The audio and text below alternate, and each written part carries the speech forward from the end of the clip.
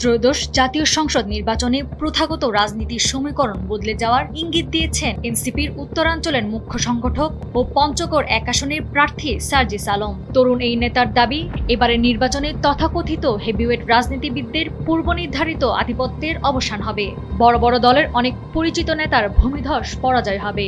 বিভিন্ন এলাকায় গণসংযোগ ও উঠান বৈঠক শেষে সাংবাদিকদের এসব কথা বলেন সার্জিস আলম।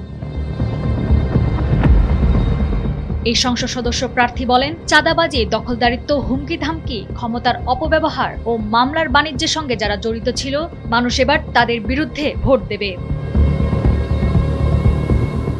নির্বাচনী পরিবেশ নিয়েও উদ্বেগ প্রকাশ করেছেন এনসিপির এই প্রার্থী। তার অভিযোগ, বিএনপি কিছু স্থানীয় নেতাকর্মী এখনও ভোটারদের হুমকি দিচ্ছেন। তিনি বলেন, একজন জামায়াত কর্মী অভিযোগ করেছেন, ধানের শীষে ভোট না দিলে নির্বাচনের পর তাকে দেখে নেওয়া হবে।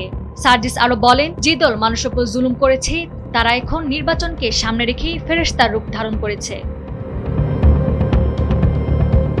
ভোটারদের উদ্দেশ্যে তিনি বলেন, মানুষ অনেকের কথা শুনবে, কিন্তু ভোট দেওয়ার সময় সঠিক জায়গায় ভোট দেবে। সাধারণ মানুষের পক্ষে থাকা জামাত এনসিপি জোট বিজয়ী হবে এবং সরকার গঠন করবে। নাওয়ার সালসাবিল দুরদানা, সময়ের আলো।